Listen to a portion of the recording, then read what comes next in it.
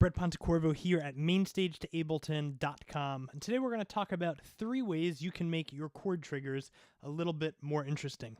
Now, before we dive in, make sure you click the like button and you subscribe to my page so you can be up to date with everything that I come out with every single Tuesday and every single Saturday. I've got new content coming out for you, so make sure you're a part of that. Stuff's coming out all the time that you don't want to miss. All right, let's go ahead and jump in here. So I've got loaded into Ableton right now this distorted pad.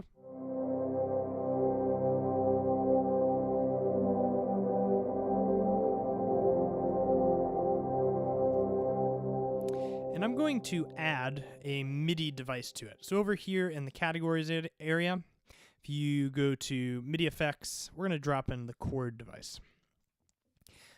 Now, there are a couple of different things you can do with a chord, but we're actually going to start by building a major chord. So the intervals for that are going to be 4 and 7.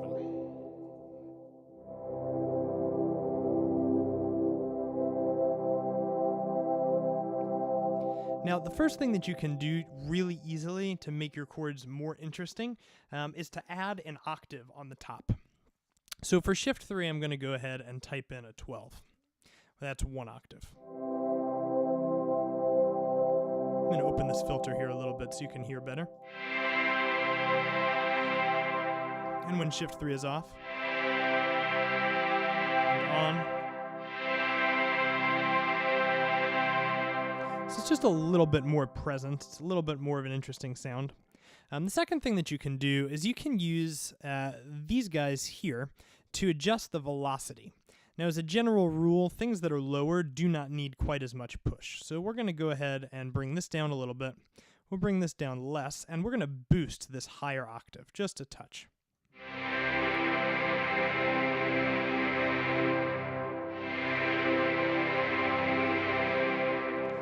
So already you can hear as I do that, the chord is starting to be balanced a little bit better. The lower notes, especially if you're working with a synth that doesn't have key tracking in it, or if you're working with a piano sound, it just is not going to need quite as much push. So you can always make sure to roll off the lower end there.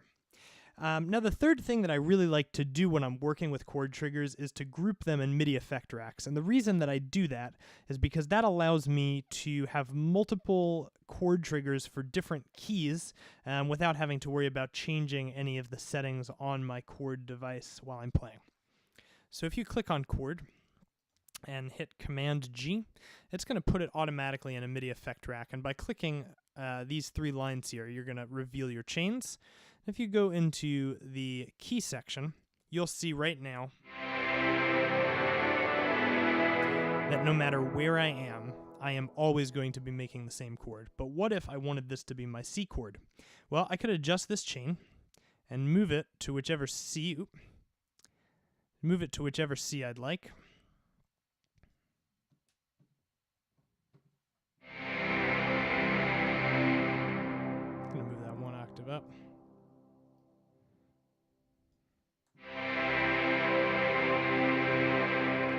Now, if I wanted this to be an F chord as well, I could go in here, and I like to rename these for clarity.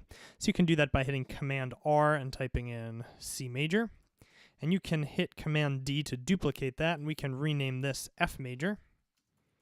And go ahead and just move this chain over to the F.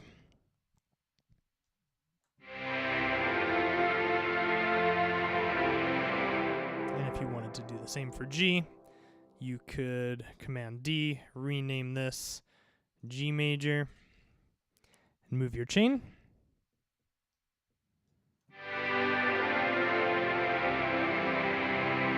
Now, the one thing I will say about this is any of the notes that are not currently going somewhere and that don't have a chain underneath them are not going to produce any sound. So if you need your synth to produce sound in other places, you can just create a chain that goes all the way across. Sorry, I fixed that there. And then you can have single note sound anywhere that you don't have your chord triggers.